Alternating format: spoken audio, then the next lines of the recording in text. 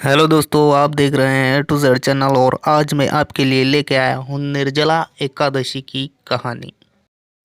तो सबसे पहले जानते हैं निर्जला एकादशी कब मनाई जाती है। ज्येष्ठ मास की शुक्ल पक्ष की एकादशी को निर्जला एकादशी कहते हैं। वर्ष भर की 24 एकादशियों में यह एकादशी सर्वोत्तम मानी जाती है। हिंदू धर्म में एकादशी का व्रत महत्वपूर्ण स्थान रखता है। प्रत्येक वर्ष में 24 एकादशियां होती है। अधिक मास या मल मास में इनकी संख्या बढ़कर 26 हो जाती है। इन्हीं में से एक ज्येष्ठ मास की शुक्ल पक्ष की एकादशी को निर्जला एकादशी कहते हैं। इस व्रत में पानी पीना वर्जित होता है, इसलिए इसे निर्जला एकादशी कहते हैं। मान्यता है कि इस एकादशी का व्रत रखने से समूची एकादशियों के व्रतों के फल की प्राप्ति सहज ही हो जाती है। यह व्रत स्त्री और पुरुष दोनों को करना चाहिए। इस व्रत को भीमसेन एकादशी या पांडव एकादशी के नाम से भी जाना जाता है। पौराणिक मान्यता है कि भोजन संयम न रखने वाले 5 पांडवों में से एक भीमसेन ने इस व्रत का पालन कर सुफल प्राप्त किया था, इसलिए इसका नाम भीमसेन एकादशी पड़ा। एकादशी का व्रत भगवान विष्णु को समर्पित होता है। यह व्रत मन को संयम सिखाता है और शरीर को नई ऊर्जा देता है।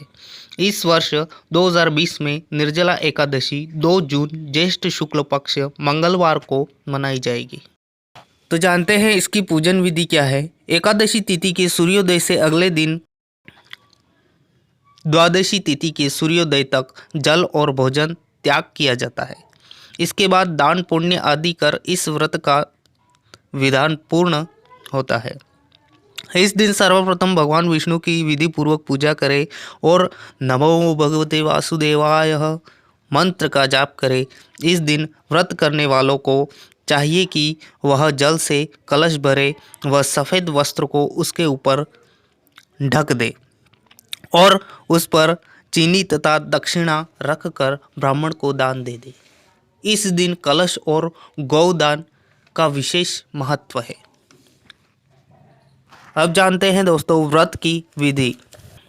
इस दिन पानी नहीं पिया जाता, इसलिए यह व्रत अत्यधिक श्रम साध्य होने के साथ साथ कष्ट एवं संयम साध्य भी है। इस दिन निर्जल व्रत करते हुए शेषशायी रूप से भगवान विष्णु की आराधना का विशेष महत्व है।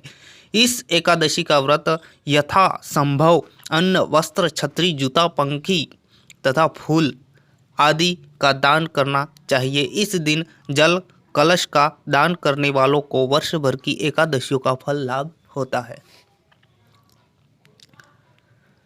अब सुनते हैं दोस्तों व्रत की कथा।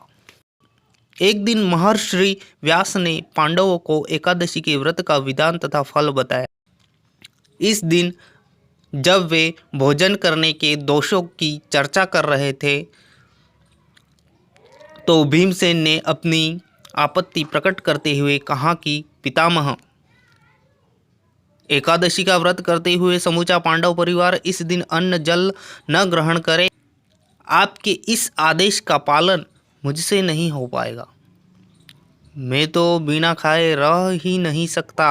अतः 24 एकादशियों पर निराहार रहने की कष्ट साधना से बचने के लिए मुझे कोई ऐसा व्रत बताइए जिसे करने पर मुझे कोई विशेष असुविधा न हो और वह फल भी मिल जाए जो अन्य लोगों को 24 एकादशी करने पर मिलता है।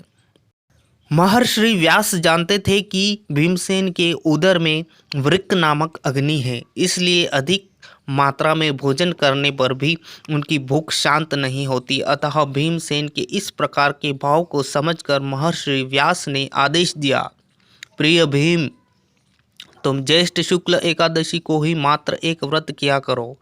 इस व्रत में स्नान आचमन के समय पानी पीने का दोष नहीं होता।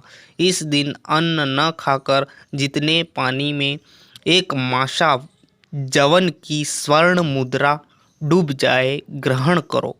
इस प्रकार यह व्रत करने से अन्य 23 एकादशियों पर अन्न खाने का दोष छूट जाएगा तथा पूर्ण एकादशियों के पुण्य का लाभ भी मिलेगा। क्योंकि भीम मात्र एक एकादशी का व्रत करने के लिए महर्षि के सामने प्रतिज्ञा कर चुके थे, इसलिए इस व्रत को करने लगे। इसी कारण इसे भीमसेनी एकादशी भी कहा जाता है।